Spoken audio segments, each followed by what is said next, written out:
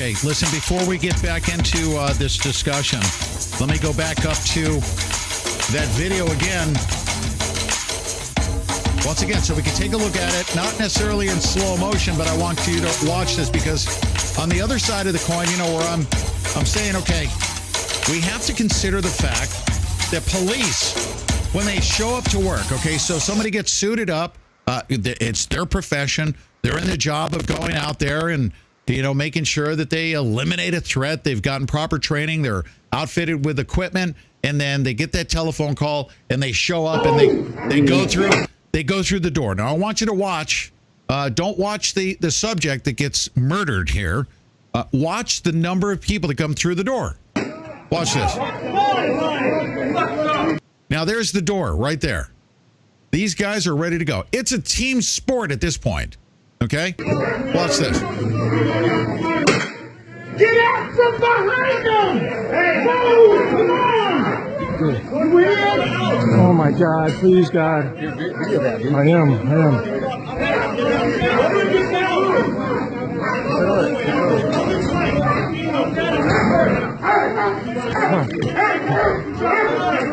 Okay, I have a problem with the dogs in the background. It just sounds like freaking Nazi Germany. That's the other side of Pete Santilli that says, what's up with the dogs barking and the, and all the yelling and screaming and, it's just, here they come through the door.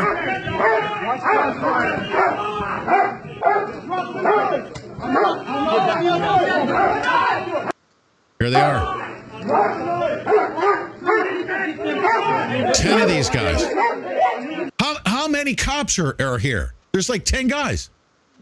Portland Police Bureau has admitted in the corporate media that there's been a dozen officers, 7 officers fired weapons at Ella Fritz, but there was a dozen of them in the room and at least one canine unit.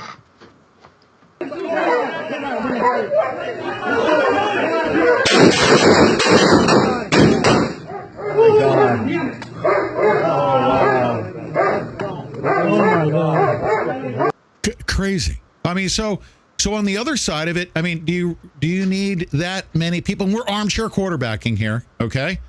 Here we are analyzing this thing. What are these guys thinking when they suit up and they go to work? They're worried about going home alive. Are they not? Do you consider that as well? I think they get propagandized quite a bit to believe that they're at some kind of war, but that's statistically just not true. Also, I want to point out the fact that Ella Fritz, according to the eyewitness interviews that I conducted, and according to the corporate news, and according to that video that I scrubbed through one frame at a time in slow motion, Ella Fritz never made a furtive movement. That's a movement for your waistband or anything. He never made a hostile move towards any person, and he was just fired at. And if you think about it, that wall you're seeing in the video leads to a flight of stairs. Now, according to the eyewitnesses, they were forming a wall of chairs blocking and obstructing Ella Fritz's path. The men that was in that homeless shelter were starting to cordon off Ella Fritz in one corner of the room. That's why he was mashed into the corner when you start the video. Now, honestly, years ago, I worked in underground clubs, bars, and places that just weren't very friendly, let's just say, very rough places. And I've disarmed, not by myself, but with other folks, disarmed people with knives before. So, maybe I'm armchair quarterbacking, but my perception, being someone who's worked in security like that in really rough places, and I've taken knives from people, okay? Yeah. I think that 12 men armed with ASP batons, less lethal shotguns, tasers and pepper spray with vest with trauma plates inside that protects their vital organs. I think that if 12 men can't subdue this person without killing them, that there's a certain amount of cowardice involved in that room. What about sending one guy? What about sending one in there? And I'm thinking through this because obviously they're going to say, "Oh, we can't do that because he'd go in there and get shot." We have no idea what they're up against. But obviously, this guy's distraught. He's mentally ill. I'm sure the call came in that way, that this guy's out of his freaking mind. Whatever happened to negotiating and saying, "Hey, dude, seriously, just put the knife down, relax. We're going to go get you some help." What happens to that type of escalation? We don't see that anymore. Portland Police Bureau policy is to cordon off the person and secure a perimeter around them and wait for the mental health crisis team, the CRT team to come and negotiate and talk him down. He had, according to the eyewitnesses, he cut both sides of his throat, just a few like a minute or two prior to entering the homeless shelter. My issue is this. Okay, you could have gotten 6 of those 12 to aim lethal force at Ella Fritz, because once you get a couple rounds of AR rounds in your body, you're going down like a sack of potatoes. They could have had 6 officers aim lethal force at him and then had 3 guys taser him, or had 4 guys pepper spray him. It's ridiculous, and I'm sorry, but that's cowardice. The difference between fear and stupidity. Okay, cowardice and stupidity is cowardice is not acting on principle in the presence of fear. Stupidity is the complete absence of fear. And I think cops have to deal with that in their heads. But I'm sorry, but this falls in the cowardice category. Okay, I want you to speak to, and then we're going to segue to something else about your work that you do in the streets as far as holding our police accountable out there in the Portland area. I want you to speak to members of the law enforcement community and appeal to them, because the purpose of this discussion, as far as I'm concerned, is to cause them to bring that sense of humanity to work. Not all of their gear, not all of their, well, how can I make sure that I keep my job, and, the liability issue, and if they make a furtive movement and I can get away with it, I'm going to go ahead and shoot somebody. I want you to speak to them. What do you think we need to do to correct these problems that we have outside of, talking about the police state itself, the police industrial complex? Sure. I think that law enforcement need to appeal to their union reps. They need to appeal to their captains and the people higher up the food chain in law enforcement structure. They need to start challenging the idea that the Fraternal Order of Police, the largest police union in the country, just want them all to be warrior cops. And they need to demand the training that would make them feel safer, which I'm referring to, training in the United Kingdom and equipment. Like I said, they wear knife-proof vests in the United Kingdom all the time, and they get adequate training, but it's cost prohibitive to send them to martial arts, to send them to body mechanics and joint manipulation and seminars on how to use the ASP baton. All that stuff needs to be done. So if they want to provide a more quality policing and not be vilified in the media, because everybody's got a camera, and when you mess up, cops need to start thinking of themselves as an ambassador for everyone else. And what I mean by that is when one officer F's up, the blame is cast on to every other officer. So that's what I would say first and foremost. And honestly, I think law enforcement should be, I wouldn't necessarily say, I would say abolished, because I think it should be reformed to the point to where it's almost unrecognizable to the form that it takes right now. And we do live in a police state, Pete. I mean, I think the 2 books that you could read that would most behoove your viewership to read to understand where America is right now, honestly, is The Rise and the Fall of the Third Reich and The Rise and the Fall of the Roman Empire. If you read both those books and just think about the contemporary comparisons between the, reality in 21st century America and what happened to those societies, and you'll see with open eyes and an open mind, you'll see that the parallels are shocking.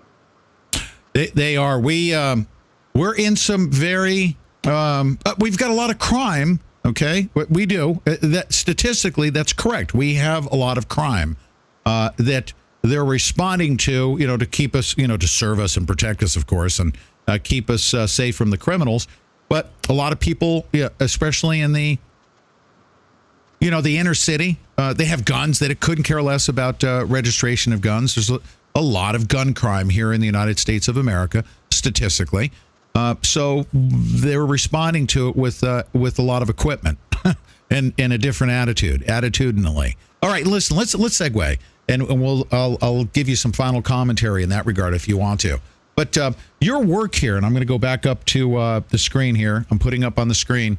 I'm actually playing the point at which you were told during my arrest as you had red dots pointed at you, of course. You had AR-15s pointed at you. You had the FBI HRT teams. You had people up on the rooftops.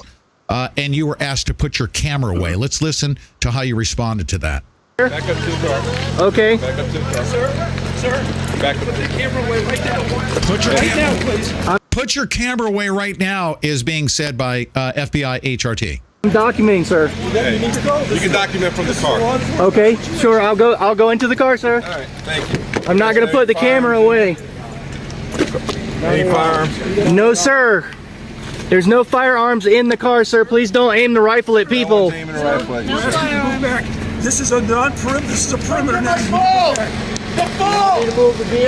not come. Can I walk away from here so I can film safely, Stay sir? right here till there's Okay. I'm following your orders. Yes, sir. You can. Okay. All right. Thank you, sir. I'm just trying to document Santilli's arrest. Okay. All you want. Just stay right there. Okay. I will not move. Sir, they're going to back the car. If you want to ride, you got to get in it. Yeah. Okay. Get in Sure. it, man. Thank you. So when you're on a scene like that and you're told to put your camera away and you responded, I thought very appropriately, and I thank you for that, of course. You're welcome, Pete. Yeah. When you're told to put that camera away, you respond that way every single time? I'm not putting the camera away. Of course. I'm of the mindset that I'm willing to be hurt for my activism.